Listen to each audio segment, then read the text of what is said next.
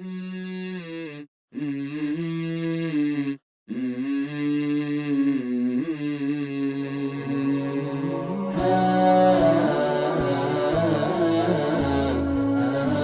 الرحمن الرحیم۔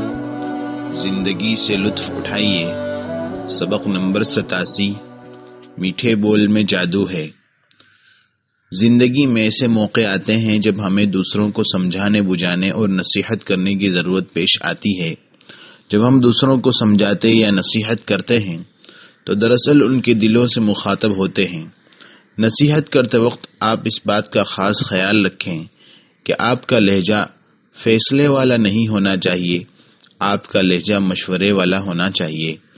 ایک روز رسول اللہ صلی اللہ علیہ وسلم نے عبداللہ بن عمر رضی اللہ عنہما کو تہجد کی نماز کی ترغیب دلاتے ہوئے فرمایا، عبداللہ تم فلاں کی طرح نہ ہونا۔ وہ رات کو قیام کرتا تھا، پھر اس نے رات کا قیام چھوڑ دیا۔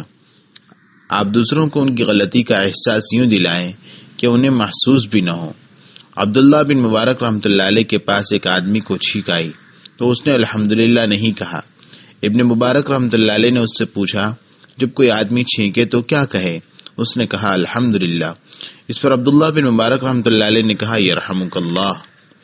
رسول اللہ صلی اللہ علیہ وسلم کا عمل بھی یہی تھا۔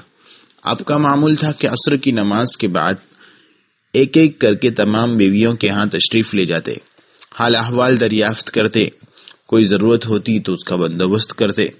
ایک دن عصر کے بعد زینب بنت جحش رضی اللہ عنہا کے ہاں گئے، وہاں شہد پڑا پایا۔ آپ کو میٹھی چیز اور شہد بہت پسند تھا۔ آپ شہد کھانے لگے، زینب سے باتیں بھی کرتے رہے، اس وجہ سے ان کے ہاں ذرا دیر ہو گئی۔ عائشہ اور حفصہ رضی اللہ عنہما کو اس پر غصہ آیا۔ ان دونوں نے طے کیا کہ رسول اللہ صلی اللہ علیہ وسلم آئیں تو ان سے کہنا ہے کہ آپ کے منہ سے مغافیر یعنی کھانے کا گوند جس سے میٹھا شربت بنتا ہے لیکن اس میں ہلکی بو آتی ہے، اس مغافیر کی بو آتی ہے۔ رسول اللہ صلی اللہ علیہ وسلم اس بات کا خاص خیال رکھتے تھے کہ منہ یا بدن سے بو نہ آئے۔ آپ حفصہ رضی اللہ عنہا کے تشریف لے گئے۔ انہوں نے پوچھا کہ آپ نے کیا کھایا ہے؟ آپ نے بتایا کہ زینب کے ہاں سے شہد پیا ہے۔ حفصہ رضی اللہ عنہا بولی، مجھے آپ سے مغافیر کی بو آتی ہے۔ آپ نے کہا نہیں، میں نے شہد پیا ہے لیکن آئندہ کبھی نہیں پیوں گا۔ ان سے رخصت ہو کر آپ عائشہ رضی اللہ عنہا کے ہاں گئے تو انہوں نے بھی وہی طے ہوئی باتیں کہی۔ چند دن گزرے، اللہ تعالیٰ نے سارا معاملہ کھول کر آپ کو بتا دیا۔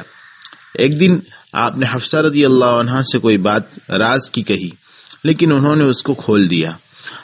آپ ان کے وہاں گئے، وہاں شفا بنت عبداللہ رضی اللہ عنہا بیٹھی تھی جنہوں نے ڈاکٹری سیکھ رکھی تھی اور لوگوں کا علاج کرتی تھی۔ آپ نے حفصہ رضی اللہ عنہا کو ان کی غلطی یاد دلانے کی خاطر شفا سے مخاطب ہو کر فرمایا، جس طرح تم نے اسے لکھنا پڑھنا سکھایا اسی طرح اسے چونٹی کا منتر کیوں نہیں سکھاتی؟ چونٹی کا منتر چند بول تھے جو عرب عورتیں کہا کرتی تھی۔ یہ کلام نہ نفع دے سکتا تھا نہ نقصان۔ اس کے بول یہ تھے، دلہن تیار ہو رہی ہے، مہندی لگا رہی ہے، آنکھوں میں سرما ڈال رہی ہے، تم ہر کام کرنا لیکن شوہر کی نافرمانی نہ کرنا۔ ایک اور واقعہ سنیے۔ اسلاف کے کسی بزرگ سے ایک آدمی نے کتاب پڑھنے کے لیے لی۔ چند دن بعد اس نے کتاب لوٹائی تو اس پر سالن اور پھلوں وغیرہ کے نشان تھے۔ کتاب کا مالک خاموش رہا۔ کچھ عرصے بعد وہی آدمی پھر ایک کتاب لینے آ گیا۔ ان بزرگ نے اسے کتاب ایک پلیٹ میں رکھ کر پیش کی۔ مجھے صرف کتاب چاہیے۔ اس نے کہا، اس پلیٹ کی کیا ضرورت ہے؟ انہوں نے جواب دیا، کتاب اس لیے کہ آپ اسے پڑھیں اور پلیٹ اس لیے کہ آپ اس میں کھانا اور سالن وغیرہ رکھ لیا کریں۔ اس آدمی نے کتاب لی اور چلا گیا۔ بات اس تک پہنچ چکی تھی۔ نصیحت کا یہ طریقہ بہت مناسب ہے۔